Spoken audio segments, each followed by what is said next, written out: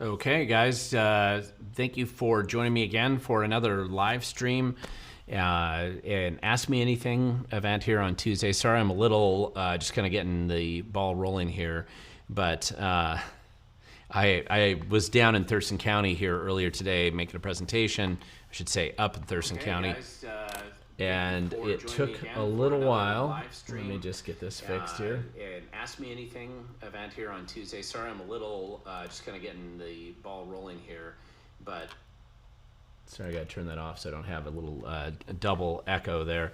And so this is a live stream. If you want me to see your questions, at least a little bit easier, try to make sure that you hit the @We the Governed. You can see I have a comment down below that shows that in it if you don't know what I'm talking about. And it just makes it a little bit easier for me to spot your questions as we kind of get rolling forward in today's live stream. And again, it's your chance to ask me anything you want. No guarantees that I'll have a good answer, but I will do my best to answer your questions. And also, please don't be offended if I missed your questions. Last week, apparently there were a bunch of questions that I missed. It truly was not on purpose. The way I'm looking at them right now, I know some of you who have done this before with me, we're still in a transition here with the setup that I have at the studio. But I have to look at the questions on the screen here on this side, kind of on this side. And it's as I scroll through them, oftentimes the questions start to scroll up, and it's always possible that I could miss one. I'm not doing that on purpose, but it could happen. So if it's at all possible, please make sure you put your questions in there so that I can see them, and I'll do my best to get back to them. For those of you who saw me just a few hours ago, I guess this afternoon up in Thurston County, always good to see friends in Thurston County, and it was at the Women's Republican Club, and their event that they had out there at the Denny's, and that was just always good to see some friendly faces, some people that I haven't seen in a while, and I remember years ago, 15 years ago, when I decided that I would run for the most exciting office in Washington State, which was the Thurston County Assessor's Office at the time. Anyway, my kids were really little at the time, and so some of the people who were at this event, they remember my kids when they were little, and now they're gone. Now they're out in the world. So it's always amazing sometimes the passage of time and where we go from here. And of course, life just keeps moving forward. And when you're exposing government, it is an endless opportunity to expose the truth no matter where you go. One thing I have neglected to do last week that I'll try to just catch up on real quick right now, brief overview just of where I'll be in the next few weeks. In case you want to come see me in person, many of you know I do a lot of, most of the work I do is actually not behind a camera at a studio. It's actually in the field. I do a lot of training, do a lot of presentations. I drive probably about 40,000 miles a year on average, all over Washington State, sometimes in other states, but usually in Washington, and focus on trying to get activists more engaged and involved in the process. And I do put on all kinds of different training programs. DOGE Washington training has been most frequent lately, but and I speak at events, and sometimes I MC at events. And speaking of which, let me just tell you where I'm going to be in the next couple weeks. Tomorrow, I'm going to be up at the DOGE Washington training event up in Fremont, Washington, right in the middle of the heart of darkness downtown. It is going to be at the King County headquarters down there. I believe they have a live studio or a little podcast studio there. I don't think we can take a lot of people there, but I expect maybe about 40. Anybody who might be involved in that, feel free to just add any comments down below if I'm missing something.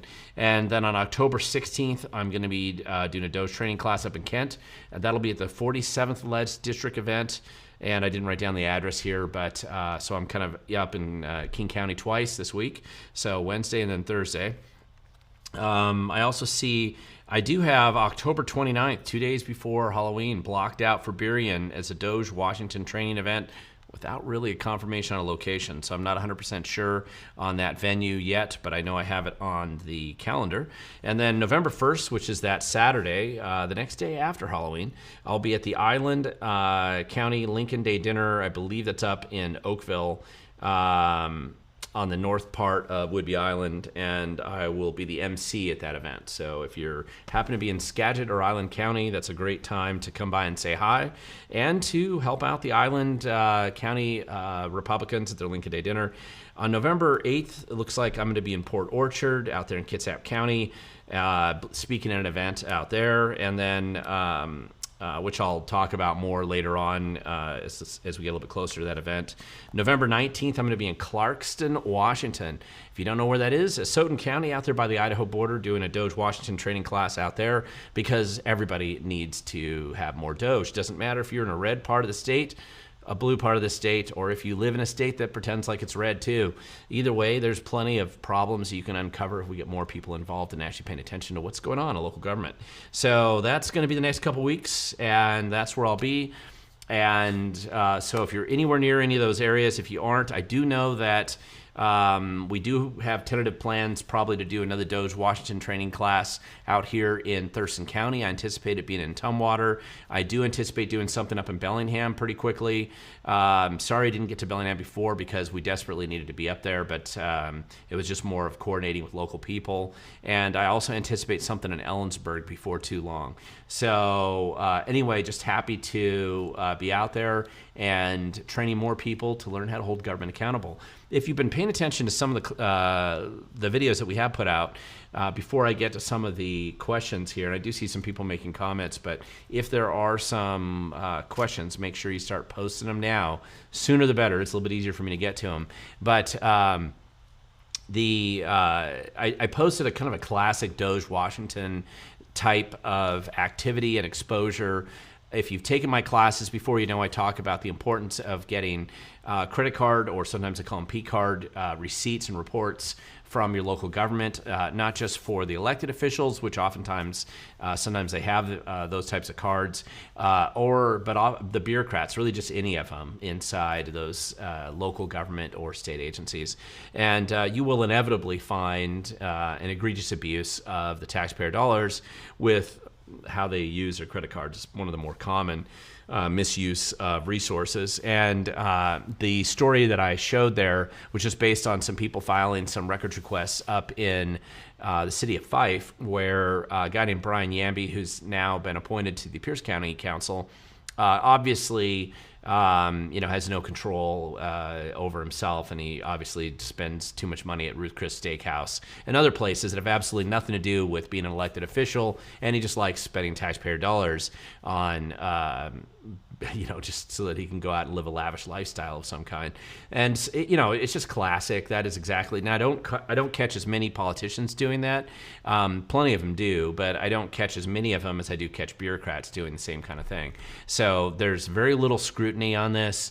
There's very little auditing. There's very little oversight, and this is just an easy way to kind of dip your toes in the water and find out what's actually going on in your local government. Almost all local governments, school boards, school districts, city councils, just city government in general, fire districts and other places, they do have P cards or credit cards. One of the reasons why they do that sometimes is the paperwork is a little bit easier for them to process, and so. But what happens is the oversight becomes, it's like having a credit card. It's free money. They never gets declined. They go out and they whoop it up on the town, and it just seems like most of the time there's no repercussions or results if they go out and buy a keg of beer and take it home or do whatever it is. Anyway, you can find all kinds of fun stuff if you dig into that. There's plenty of that to find. And if you live in a red state and you happen to be tuning in this live stream, I promise you the same thing's happening where you live. It's just nobody's looking. And that's what we're trying to do, is teach people to learn how to be the person looking and exposing those stories first before anybody in government even bothers to. And listen, the more of these stories we expose, usually the less bad behavior we find over time, because usually most people don't want to be exposed for stealing money or wasting money or being the goofball or the bad elected official or bad bureaucrat that's simply just using their position to scam the taxpayers. And that isn't usually a super popular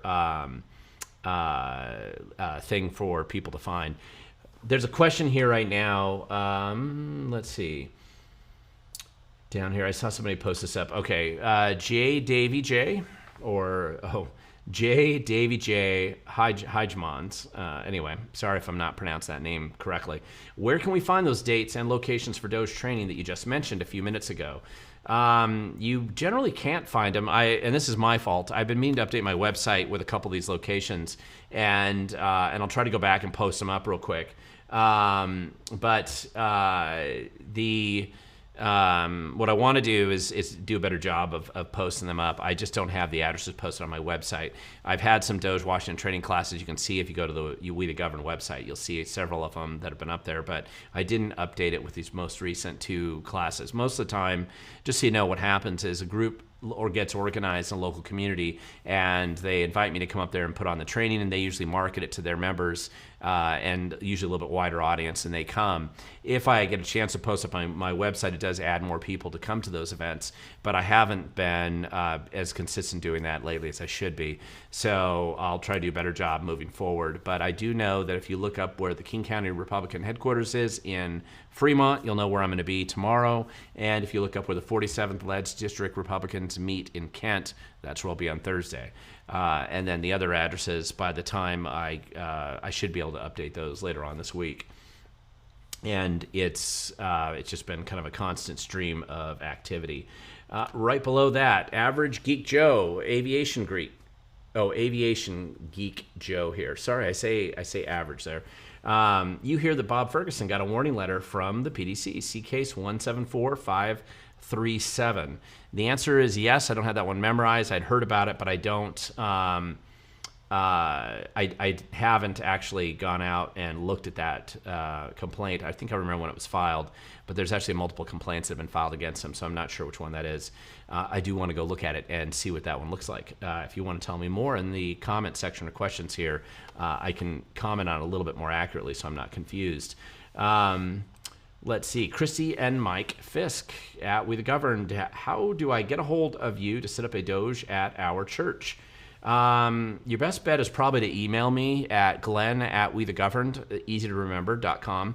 So glen@wethegoverned.com. Send me an email and ask me, basically tell me where you're located and then give me some date ranges that we can look at. And I'll work with you on setting up an event out there. Churches are great to do this at, and I think it's a good venue to be able to, usually they have pretty good sound systems, and usually they have plenty of room to sit. And if you time it on the right kind of, make sure you coordinate with the pastor or whoever's in charge of the facility on weekday nights. We can oftentimes find something that doesn't conflict with the church schedule at other times. But it's more about making sure it's on my schedule so that I can go up there and do the training. And that's usually what we end up doing. Thanks for asking that. Brian York, whatever came of Ferguson's secret trip? What was he up to? Good question. Ferguson came back, as you know, earlier. Actually, it was late last week, and I don't have the records request back from a variety of people that filed it on his security team to look at their expenditure reports, and then we'll finally get the truth of where he actually was located.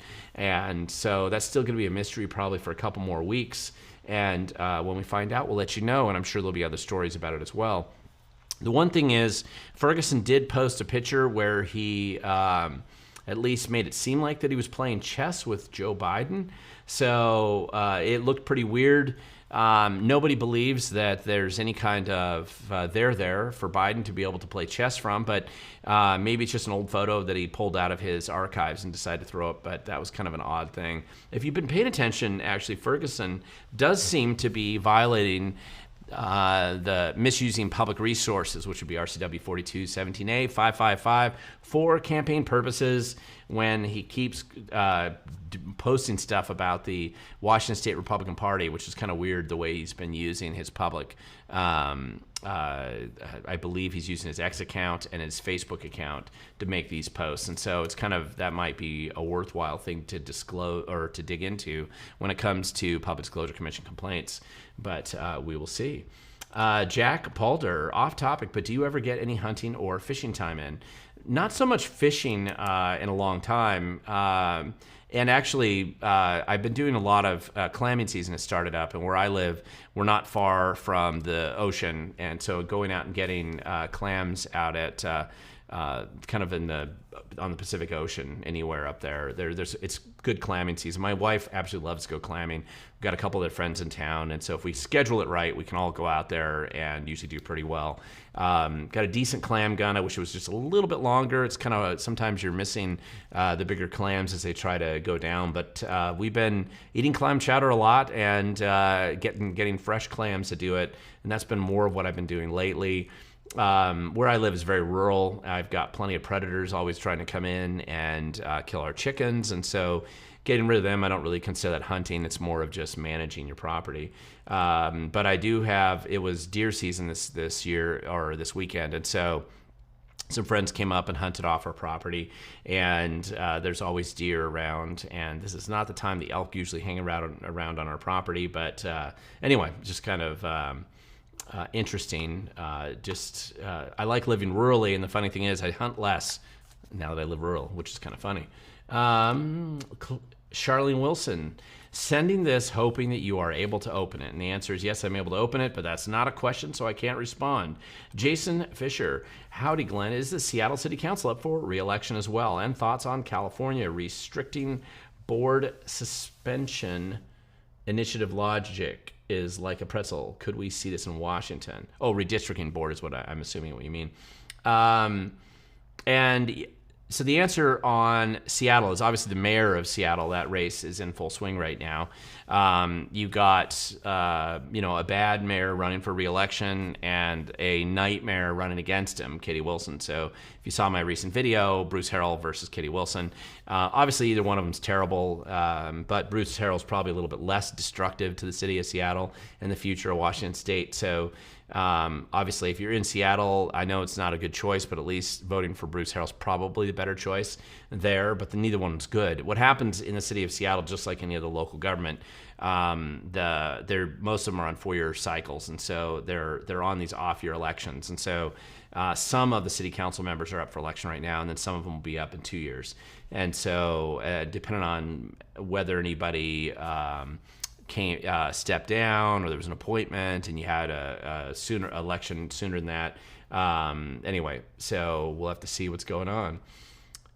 Dan Shea, I sent you an email about what's going on in Blaine, wondering if you took a look. Dan, I don't remember that particular email, and so you might want to be a little more specific. I have spent time in Blaine quite a bit in the past and know it well, so let me know what's going on up in Blaine, and if you live up there, then you're probably the right person to be looking into that and finding out what's going on. Sorry, I'm going to go back to this other question because Jason, you had also mentioned about the redistricting in California. And obviously this whole thing about redistricting is fairly significant because mostly it's the balance of power question in DC, and can they gerrymander the districts in such a way that the Democrats can gain more seats in California. California is always is substantially gerrymandered right now. But it also is one of the largest congressional representations due to population distribution, so back in D.C. And so inevitably, if they really torture the data more and more, maybe they can stretch it around to pick up a couple more seats. And that's what the $200 million question, I think, is in California, because the state has nothing better to waste their money on, especially as they're spiraling into a deficit themselves. And obviously, political power is pretty much the only thing that I've ever seen Democrats care about at any length of time. And so Governor Newsom is a typical person when it comes to this. And so they're mad that that Texas did redistricting. One of the things, there was an academic article that came out recently. Thinking about that, I should probably do a video on this, but it had to do with the manipulation of the data sets during the 2020 census situation. And there was some real interesting academic analysis that's been done after the redistricting there that really showed some substantial manipulation to both the algorithms and the basic math models that they were using in the guise of privacy, but in a way really to manipulate the data and shift redistricting numbers out of Republican states and into Democrat states, and very specifically done in ways to provide the Democrats with additional representation in D.C. that the actual population numbers wouldn't support.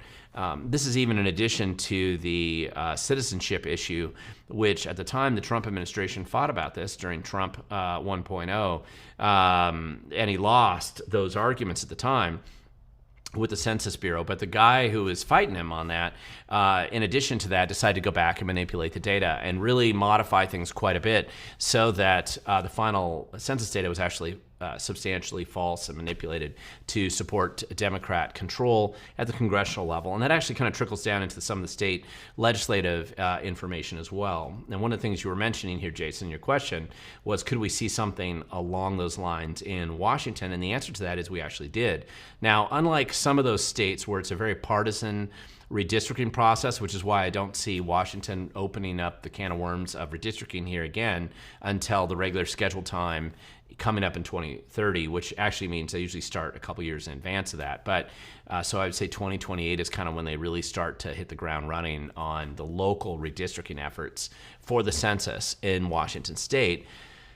But what happened is we, in our state, Washington, we technically have a nonpartisan, I will say it's a nonpartisan, but what it really is you have a couple Democrats, a couple Republicans, supposedly somebody neutral in the middle, and they're always a Democrat, but supposedly neutral, supposedly an academic-oriented process to determine redistricting each time. And they do have to redistrict every 10 years. And the reason why they do that is that it has to do with the principle of one person, one vote. Your vote is equal whether you live in New York, whether you live in Seattle, whether you live in Texas or any other place, up to a point. I say up to a point because the smaller population states, if they're below the threshold of like one congressional representative, then technically they would have a little bit more. Their votes probably count a little bit more. But for the most part, it's a one-to-one theory. And because they have those 435 seats and you're kind of equally distributing them all around America, as populations shift and churn, and about 10% of America moves every year, give or take. I mean, that's a little misleading when I say that, because what it really means is that 10% of the population is moving.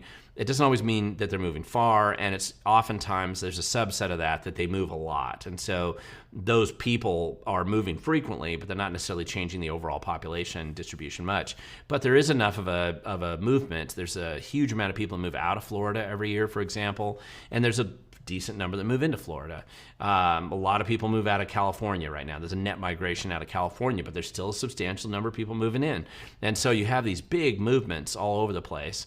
And so every 10 years, as the federal constitution requires, they go through and they have to do the census. And as they do that, that's what changes the boundaries of congressional districts, because as the population of America increases, or theoretically could decrease, then that either increases or shrinks the size of the congressional districts so that they're proportionally representative. A congressional district in Rhode Island would be the same as a congressional district population-wise as a congressional district in New York or in Florida or in California or in Washington. That's the theory.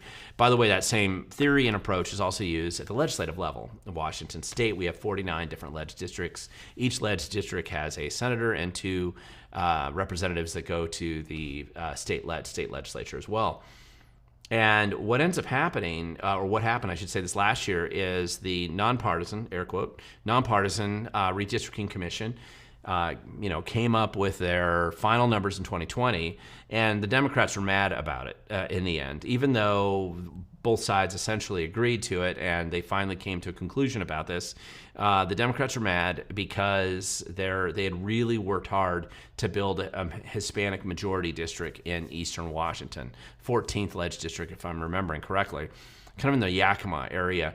And what happened is they got a Hispanic majority district in Yakima. It's true. There was enough Hispanic heritage people that had settled there and lived there that they got this majority Hispanic district. The problem was that Hispanics, by God, started voting for Donald Trump, and it wasn't a left-leaning Hispanic district, because Hispanics that vote for Donald Trump, according to Democrats, are not real Hispanics, they're fake Hispanics. And what they're trying to do is find enough Democrat voters that that claim that they're Hispanic or identify as Hispanic, so that they could kind of gerrymander this district in. And so they had this big legal fight and put millions of dollars into this effort. Really, a lot of litigation, big fights. The Republicans had an anemic defense, even though legally they were certainly more in the right in this case. But in the end, we let a judge create the new district out there, and we actually kicked out a bunch of Hispanics, so it was no longer as many Hispanics in this district because,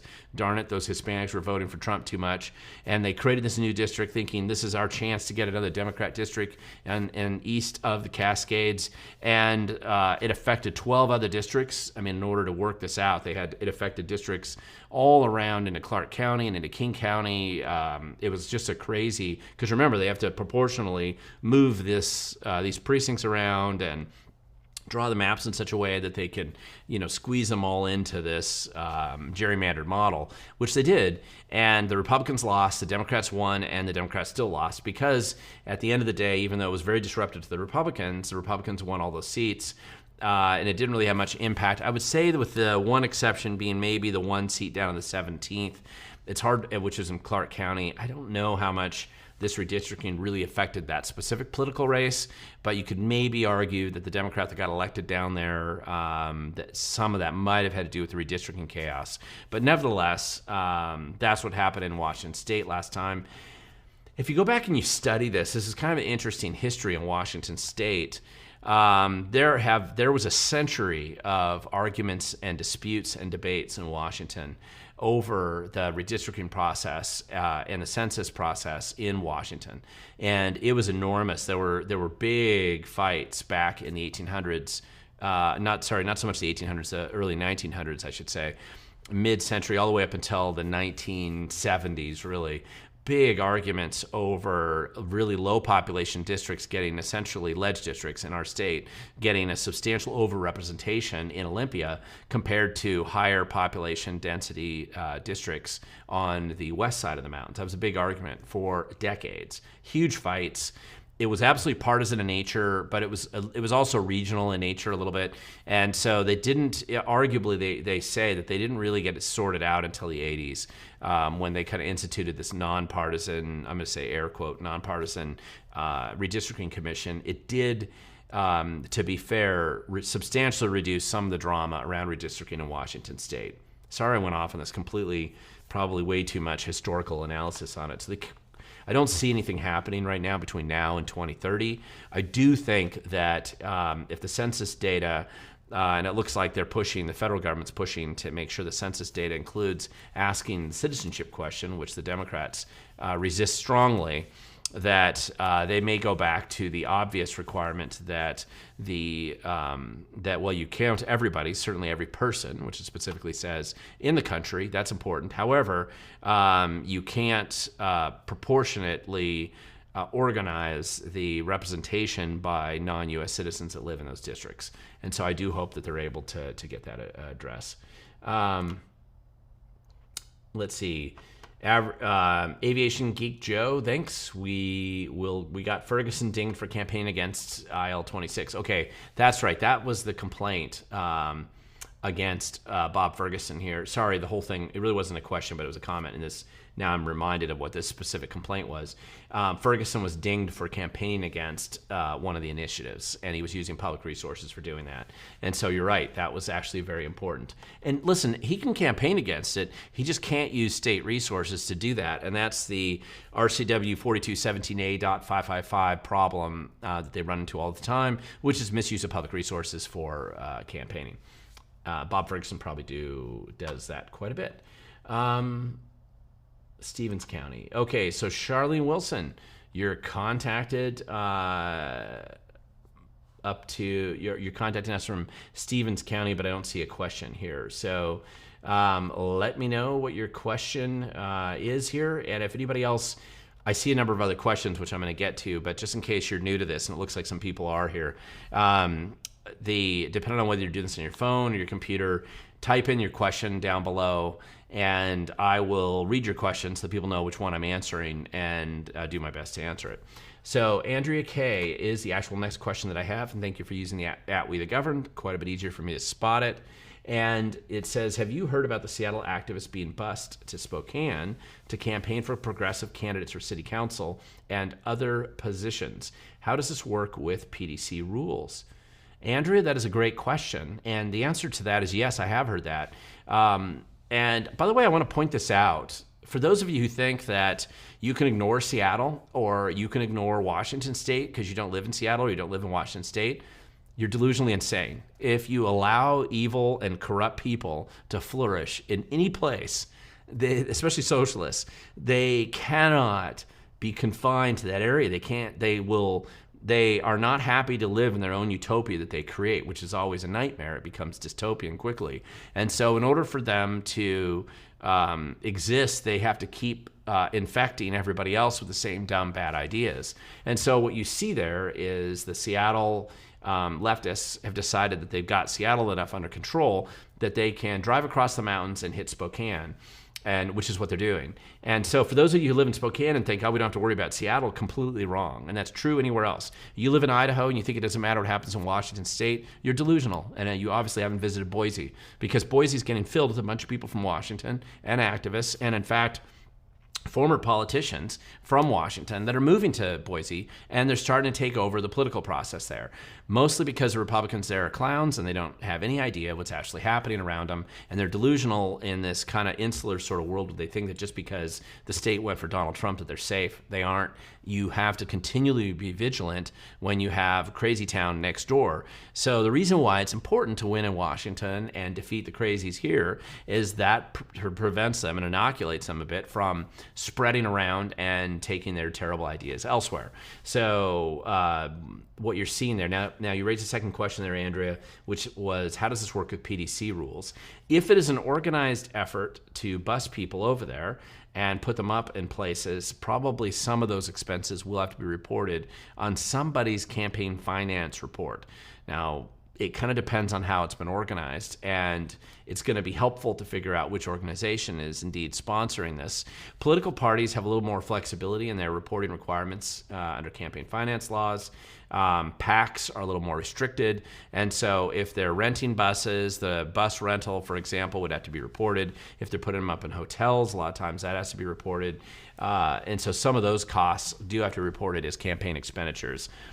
Probably they are volunteers. If they're being paid to do this, then that has to be reported. But if they're volunteers, or at least they're pretending to be volunteers and you can't prove they aren't, then that may be a way they can get out of it. But it's certainly worth encouraging an investigation from the Public Disclosure Commission, who may or may not want to investigate if it's a leftist organization. Sometimes the PDC is not consistent or honest in how they do their investigations, but it never hurts to get it started, and that is one that I have noticed. It's not the only one. There's some of that going on in a few other places. But just so you know, it is legal for somebody who lives in a different part of the state to go and campaign in a place that they don't live. There's nothing illegal about that or even problematic necessarily. In the same way, they can also give money to somebody who lives in another part of the state. But it is, of course, usually a matter of the campaign finance record, and people will sometimes look at those things and say, hey, listen, I got a Lacey City Council candidate. This just came up today when I was up there, who's went up and got most of her money out of King County and Seattle, because in Lacey, nobody wants to support her because she's crazy. And so she has to go to the Heart of Darkness, get some cash from them so they can run a Lacey City Council race down here. By the way, if you want to know what I'm really looking at on my screen when I'm looking at these questions, this right here is kind of what it looks like. So you can kind of see, and I'll go down here, I guess, a little bit. I'm trying to go to a question, and so I'll put this up here.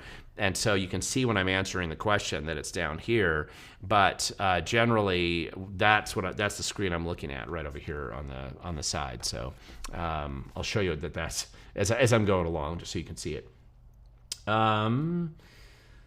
Let's see.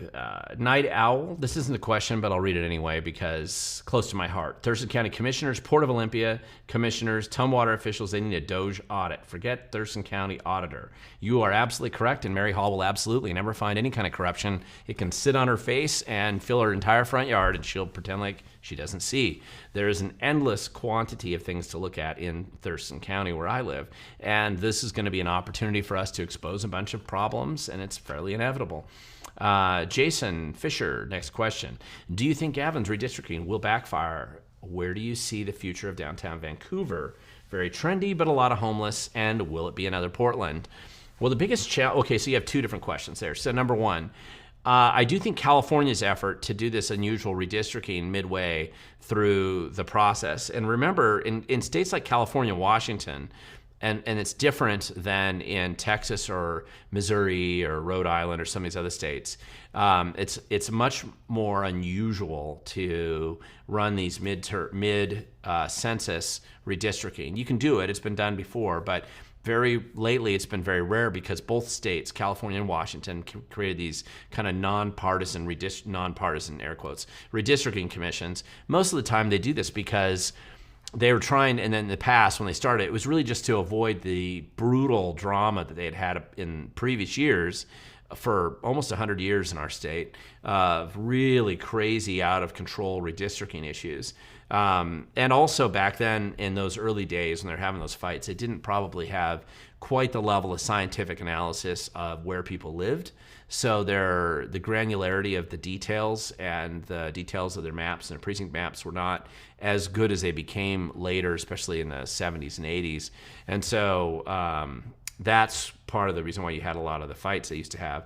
But they felt that by creating this nonpartisan redistricting commission that it eliminated a lot of these problems. And I think they're right. I think it did. Largely, I mean, you can't argue with the fact that we've had a number of redistricting processes that we've gone through in the state where it's been relatively low drama. Now, that obviously seems like we're reaching a new era, and that's going to change now. But that has made it a little bit easier in states like ours. Now you're suddenly going to run into a situation where California's kind of opened up this can of worms. They're going to spend $250 million to convince the people of California to go and redo their redistricting for their already heavily gerrymandered state, and to jump in and get an even more heavily gerrymandered state coming out of it. And they're going to have to go back and redo it again here just a few years after the new census data comes out. And if the feds prevail under the Trump administration with ensuring that non-U.S. citizens aren't included in the apportionment part of the census data requirement here, so that they're counted as part of the population under which you determine those districts, then that's a big fight. It's one of those fights. California will lose a number of seats if that happens. I don't know how much it'll affect Washington. And by the way, this also depends on how effective the deportation or self-deportation efforts that are going on right now on the immigration policy at the federal level. That could actually shift things enough that it may not be as impactful as we think it is right now. But if they are able to make that, and they do seem to be focused on it, and I think it's proper for them to do so at the federal level, if they do prevail with that, then it's going to have a pretty significant change in boundary lines on some of these districts. And what that would have, if the study and the report that's come out that I've seen in analyzing the 2020 census data approach and the impact that had on redistricting, if that's true, Puget Sound was heavily overrepresented, and Eastern Washington, for example, in the rural areas of Washington State, were heavily underrepresented. The practical effect of that is that the legislative districts, when they're redone here coming up in 5 years, a little less, when they're redone, then what it means is that more of those districts kind of move out of that deep blue heart of darkness part of Seattle or some of the other cities, and they pull in more conservative voters, which means some of the swing districts today would become more Republican in Washington State, at least at the legislative level. That's kind of a significant issue. Christy and Mike Fisk. Do you receive Washington State Department of Commerce email notifications? I don't. So that's my answer to that question. I do is, continuing on the question, they are now giving grants for state diaper program. Charles Bush study on reparative action. If not, check it out. I would like to check that out. And do me a favor, Christy and Mike Fisk, send me a direct link to those types of grants, because I will absolutely mock those grants if they are what they sound like there. Send them to Glenn at We The Govern. That's Glen, 1N, at wethegovern.com. And I would absolutely love to look at that. I just, if I sign up for all of these, my email gets so inundated with it that I really can't sort it out. But that sounds like it's pretty interesting. And going into the next part of your question, apparently, because you had 2 questions in a row. Christy and Mike Fisk, question: how can they have so many grants when the state is broke? Well, let me answer the question. The Department of Commerce exists mostly as a grant grifting operation today. The money that they're getting there is actually coming out of the Climate Commitment Act cash that they're extracting from oil and fuel companies, and mainly the fossil fuel industry, for lack of a better term. And they're pulling that cash in, $1 billion plus a year. And it's kind of in this, it's like a slush fund that the state has, and it was intended as a slush fund. Now, you and I get screwed because it jacks the cost of our tank of gas for us, essentially, because it's a wholesale cost that's passed on to the retailer.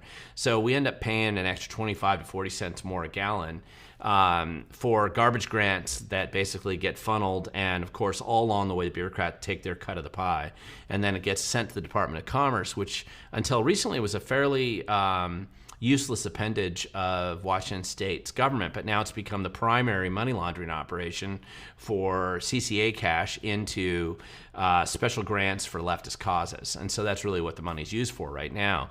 Really, in a Republican administration, that CCA tax and the carbon credit scheme that it is based on is one of the first things that a Republican governor should eliminate. And whether the Department of Commerce survives it or not, nobody cares, because the Department of Commerce is useless. And what intelligent person would actually think that commerce goes away just because the department disappears? However, right now it's used as a grant grifting operation. And while the state itself may indeed be broke, this little pot of funds and money coming over here, I haven't seen them sweep that money out. Now, it's very possible they could get desperate in Olympia and decide that they're going to throw a lot of these grant grifters under the bus and take that cash to keep the bureaucracy running, because they're about $1 billion short this year alone. It'll be a little bit more than that when the legislative session kicks in. So I could see when push comes to shove, it's going to be the big fights between the Washington Education Association, SEIU, AFSCME, these public sector unions, dividing up the spoils, and I could see them trying to sweep those funds. But for now, it's just one big kickback scheme. Most of that money is completely squandered and wasted, no matter where it goes, and that is how they have so much money, even though the state is technically broke. And of course, the states are not broke; they just squander the money they get. Night Owl, the Department of Commerce, needs a DOGE yesterday, along with the Department of Enterprise Services and Department of Ecology. Grift, and that is absolutely true. The Department of Commerce grants especially need to remember when they first passed the CCA tax, the gas tax, a number of years ago. They were very proud. They put up this website. They said, here's all the grant recipients. And suddenly they realized how corrupt everything really was. And then it didn't take us very long to figure out the relationships of the people who own these grants, who were recipients of these grants, and the elected officials that they were related to, or sometimes former elected officials, passed the law, get out. It was Carlisle, right? Former Senator Carlisle up in Seattle. Total corruption, man. I mean, he's the poster child for corruption. Sets up his little retirement scheme through one of these grant grifting schemes, and then becomes a primary grant receiver, where he pays himself fat stacks of checks. And that is how Washington state government operates. And if you live in a red state, you don't think it's happening where you live, it's because you haven't looked. Same thing's happening, usually smaller number of zeros, but it is happening where you live as well. It's the nature of man, unfortunately. And while leftists seem to enjoy doing this in a more open and absurd and ridiculous level, I find this stuff happens everywhere. It isn't even possible for there to be enough people looking into where your money's going. So we need a lot of reform, and you're absolutely right. DES, which is Department of Enterprise Services, I don't tend to look there very often, even though I've had several confrontations with them over the years. But the Department of Ecology is just one that's also exceptionally incompetent, very nepotistic, if you've ever looked at that agency before. So there's a lot really worth going there and digging into. Christie and Mike Fisk, the buses are leaving. I think you're referring back to the Seattle buses. The buses are leaving October 17th to October 19th, and they're asking for RSVP for lodging and the bus. Well, if you want to get a free bus ride to Spokane, and that might be kind of fun to do that, hook up with those guys and see if you can get out there. I will tell you that if you use your real name, they're going to look up your social media profile, and when they see that you might be a conservative, you probably won't be able to get on the bus, not even sit at the back. But that, I think, is what we can see them moving forward on. Next question here is from Brian York. What kind of crazy new taxes can we expect from Washington Dems this year? And I'm assuming when you say that, you really mean the legislative session coming up starts in January. Will they be too busy with taxes to take more of our gun rights? Good question. Actually, I don't see them passing much in the way of new taxes this next cycle. And I'll tell you why, and it's more the psychology of taxation in Washington state. I do know that we have plenty of Democrats, way too many in the state, and they've never been a tax they don't like. And the world doesn't contain enough money for their ambitions and waste. As many of you know, we're paying platinum prices for garbage government today, and I anticipate that the garbage government isn't getting any better. And so the inefficiency and incompetence and the inability to do math and do any kind of adequate forecasting and denying that the Lafleur curve exists all creates this perfect storm where the state's $1 billion short from the already bloated budget that was passed this last session. However, this last session was what they call the long legislative session. So it's a 90-day session in Olympia. Thank God we live in a state, by the way, that has a part-time legislature. Unlike some of the red states out there that have full-time legislatures, that's always a mistake. We actually have a part-time legislature because, as we all know, every single minute those politicians are in town, then your freedom and your liberty is never safe. So really, we want them only in Olympia for the smallest amount of time that we can get them each year just to do the basic stuff, which the basic stuff is usually what they struggle with. However, the way we set up our state legislature here, we have a long session, which is the one we just had, and then we have a short session, and that's 60 days. Starts in January, and that's 60 working days, so it spreads out over a few months.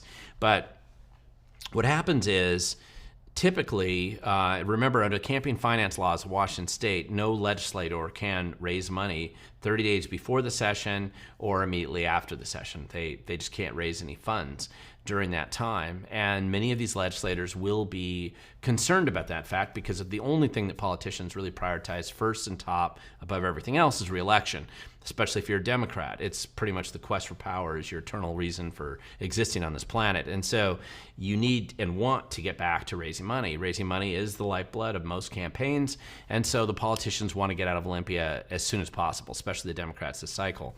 So they're going to really want to make sure that they get their business done and get out of Dodge. The only way that wouldn't happen is if they fail to pass any kind of a budget by the end of that cycle, and then Ferguson would be allowed to, of course, have call another session, and they'd have to come spend several more days or another 30 days potentially in Olympia, but usually then they're just focused on getting whatever it is they missed. So usually what happens is even a Democrat usually doesn't want to come back for that short session and do anything particularly controversial.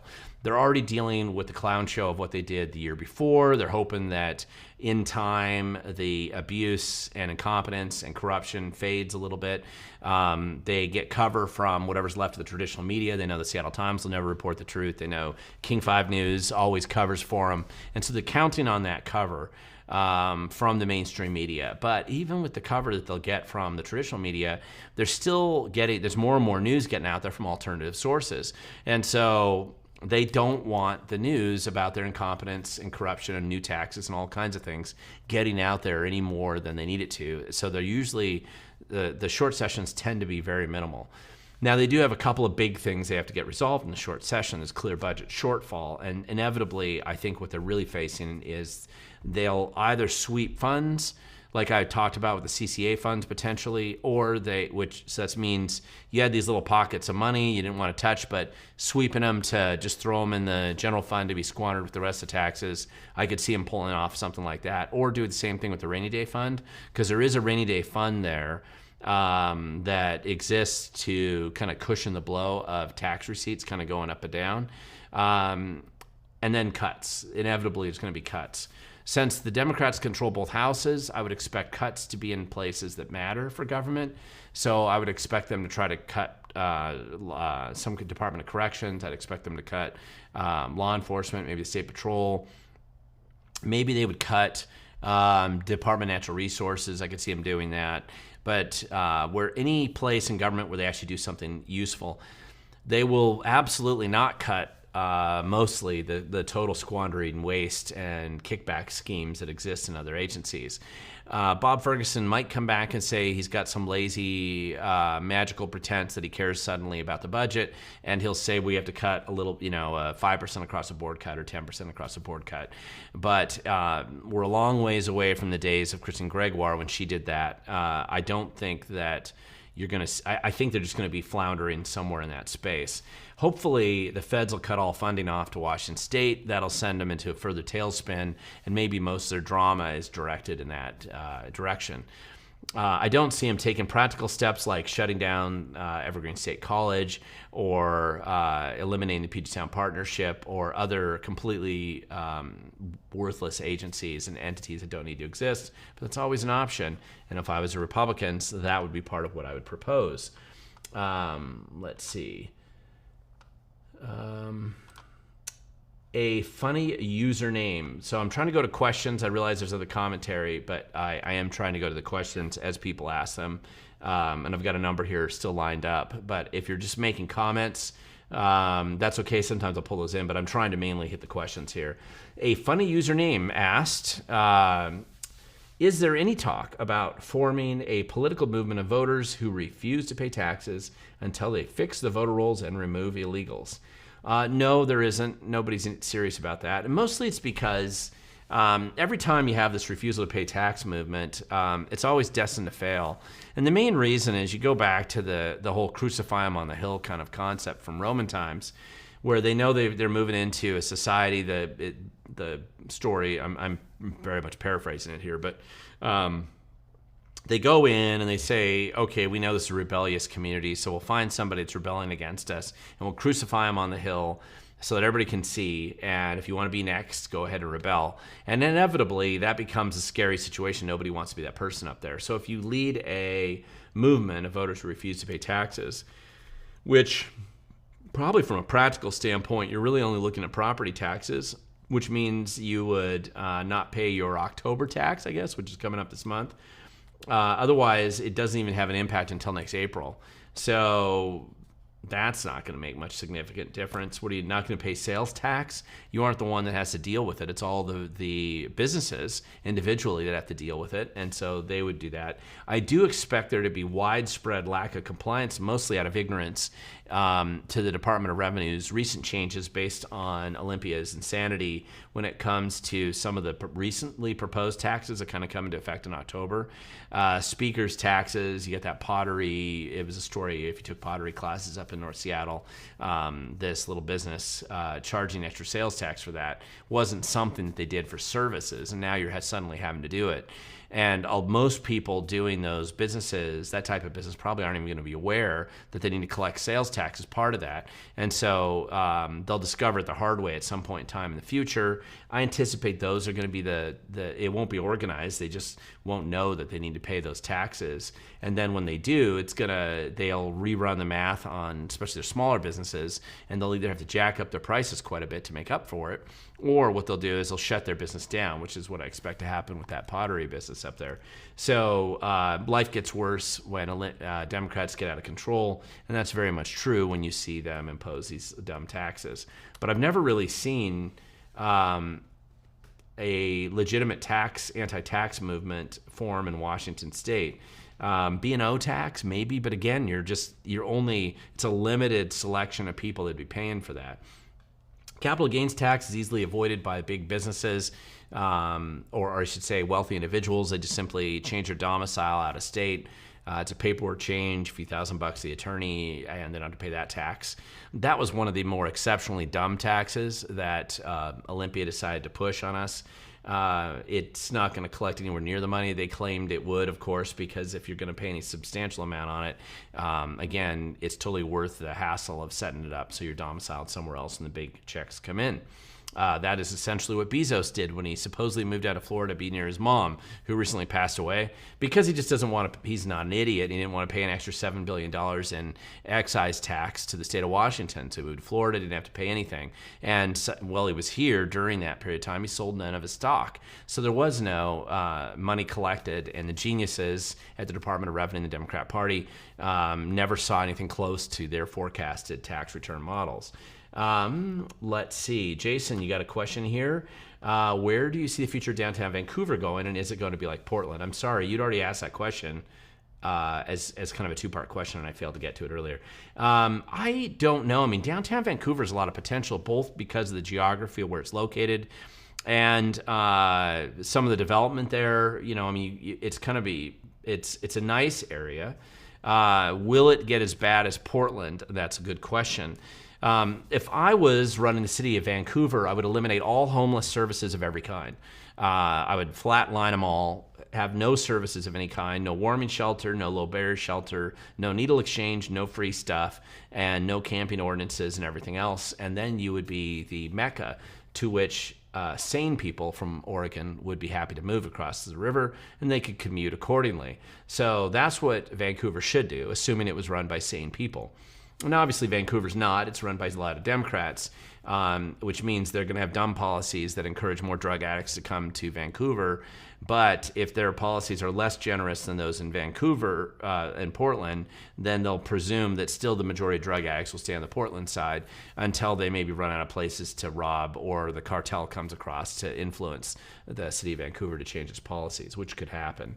So the main thing is, that's what I would do, is I would eliminate all of those feeding programs that essentially free stuff for drug addicts. Just eliminate anything that's like that and cut off your grant grifting operators and let them move across the border into Portland, where they've already done a really good job trashing that city, and you don't have to necessarily go down the same road. And that's what I would do, especially if you live next door to a state like that.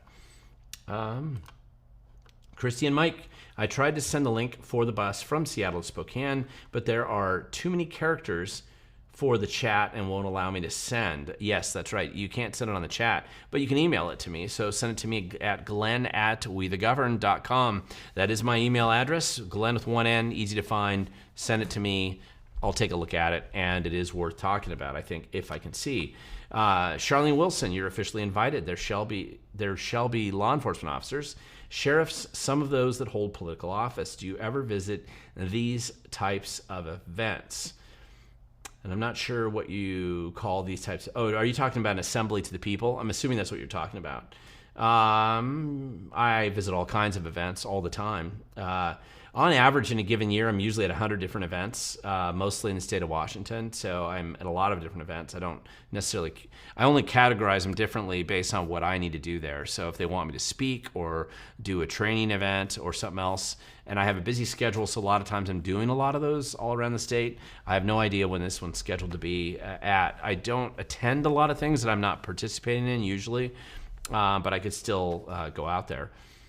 A question here, Jason Fisher. Good question, by the way. Jason, excellent one. In fact, is the Department of Ecology still dumping trash in their front yard? Yeah, so, by the way, I added in the front yard, but essentially, if you've been a long-time follower of me, I had noticed at the Department of Ecology that the green space in front of their offices had become a nasty toxic waste dumping ground. There was actually a homeless camp overlaid with a small engine chop shop where they were dumping battery acid and fuel and oil into the ground, going into a salmon stream and piling up 4-foot piles of garbage all the way into the salmon stream. Right in front of the Department of Ecology. They had an open pit latrine. They were burning garbage. It was completely nasty. And I went in there and I took some video, and you couldn't possibly work at the Department of Ecology without driving right by this every single day. Same with U.S. Fish and Wildlife, same with the EPA, same with the Conservation District. All those employees drove right by this. Total nightmare. And did you know not a single employee that works there ever took a moment of their time to go out and pick up the garbage? And they were at the exact same time that this was happening.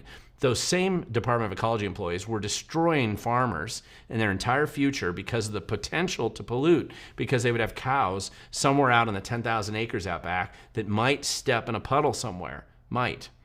For that, the Department of Ecology weaponized the bureaucracy and the law enforcement in Washington state to come out and throw the hammer of God down on farmers.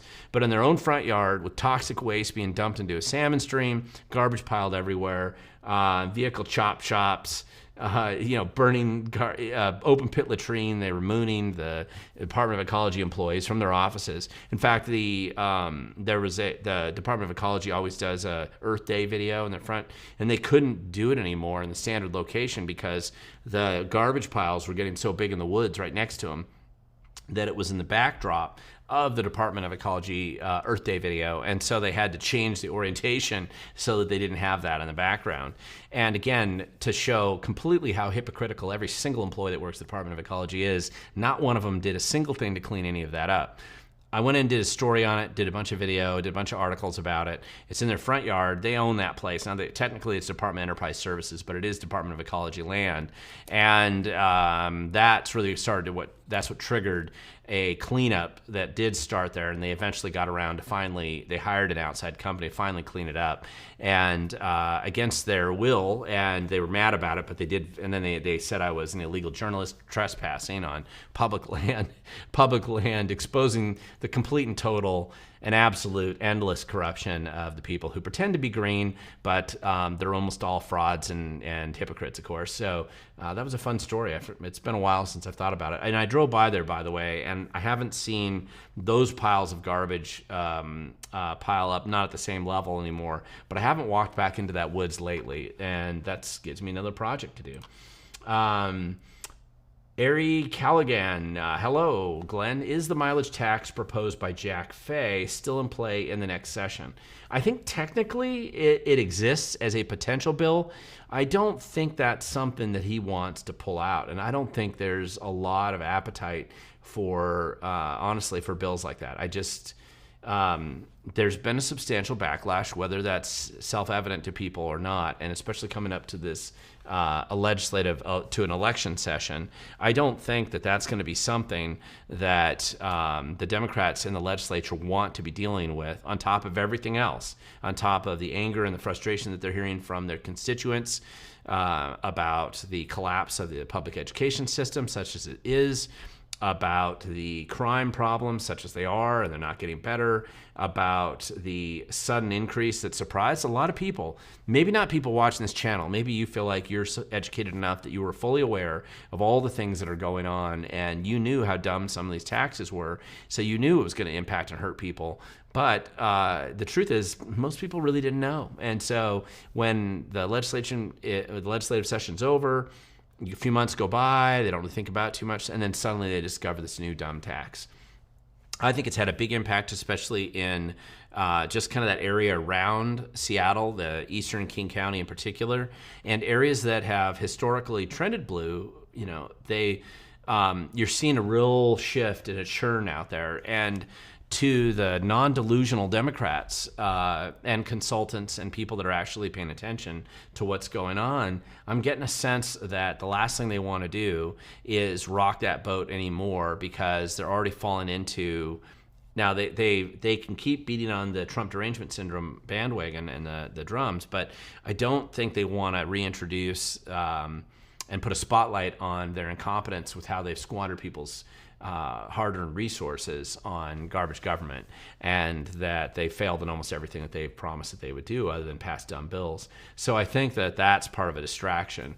Somebody had asked a question earlier. I think they're more likely to just have a lot of feel-good legislation that comes out and doesn't really achieve anything, but it makes it feel like they're part of the resistance. I think. And that's what I suspect that they're moving towards, but we'll see. And it kind of depends on who lobbied who over this intervening few months. And I can't exaggerate really the significance, I think, of the pressure that's occurred with the Department of Justice investigating Act Blue, with the Department of Justice investigating and inevitably litigating against the Secretary of State for the fraudulent voter roll problems that we have in our state. And I think a lot of things like that are coming. There's already 8 states in court. I anticipate will be one of the next ones. A lot of things are going on all at once. Jason Fisher, with all the growth in Ridgefield, do you see the homeless industrial complex moving its operations to Ridgefield? See a lot of Seattle hats and In-N-Out makes me nervous because they put that new In-N-Out burger there. I drove by that the other day. I don't know. I mean, Ridgefield doesn't have to go down the road of Vancouver any more than Vancouver has to go down the road of Portland. Obviously, if you're dumb enough to elect Democrats, they'll probably self-immolate. They can't help themselves. It is part of the religious nature of the belief system that they've decided to follow. But if you don't elect people like that there, the homeless industrial complex may indeed come up and try to push their grifting operations on Ridgefield or Battleground or someplace like that, but it becomes hard for them to implement it if they don't have anybody dumb enough to actually think that those ideas are good. And remember, to each of these jurisdictions, especially one that's that close to another one that's already doing the wrong thing, there's sometimes a little bit of benefit. They can look over there, they can say, I don't want to be like Vancouver. And Vancouver can look across the river and say, I don't want to be like Portland. And the rest of the country can look in awe at Portland and say, none of us want to be like Portland. And where things go from there, obviously it depends on who gets bribed. It depends on the influence operations they might be trying to run. But remember, the left is running out of money. USAID cut off billions of dollars that got spread everywhere. The Act Blue investigation, the inevitable money laundering exposure that's going to come out of that, and possible involvement of international other countries, and drug cartels possibly using Act Blue as a way to influence public policy. When some of these things start to crash or get cut off, I do think that there's substantial change that occurs and makes it a little bit harder for it to continue to go forward. So with that, guys, this is, you're the last question that I had posted here. Listen, if I'm missing any other questions, let me show you exactly what I'm looking at. It's this. Jason had that last question up here. I don't see any other questions there. You can see a couple that were not questions that I didn't get to. But I think that I am finished up with the questions right now. If you are in Fremont tomorrow, I look forward to seeing you there and hope you're going to come with your desire to look because there's so much. There is so much, especially in King County and in that area, to uncover. And it's ugly and it's nasty and it's deceptive. And again, platinum prices or garbage government. There's no place that is a poster child of that more than Seattle. And it's worth starting to expose just how much your tax dollars have been wasted up there. So you got a lot of opportunity to do that. I'm encouraged to teach people in that area. I will come back as many times as I need to keep making these presentations to people up there and getting them caught up with some of the skills and encouragement to go out there and keep hammering away on this stuff. I think it's important.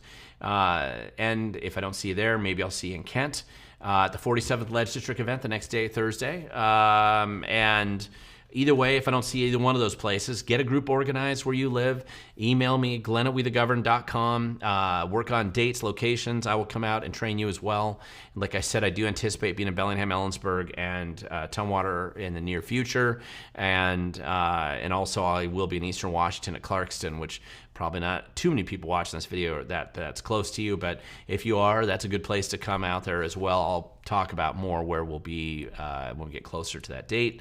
So listen, guys, this was good. I'm sorry I was a little late. I didn't post this as early as I usually would for a live stream, mainly because I got caught up longer in Thurston County than I thought I would be, and I had to rush down. Some of you know I'm filming this in Vancouver. Had to rush down here to get the studio set up and do this today, so I'm glad I got this done. I'm planning on recording a couple videos tonight, and I don't even know what I'm going to record on, but I'll probably do a couple of them. And hope you enjoy what we've been able to do, and I enjoy your questions as always. Appreciate everything that you guys are doing and sharing. Obviously, our viewership is increasing. More people are seeing our videos and watching the channel. Really appreciate that. And we'll just keep hammering away. There's so much more to do. And again, I'm going to end this like I always do. The future belongs to those who show up. And thank you guys so much for watching.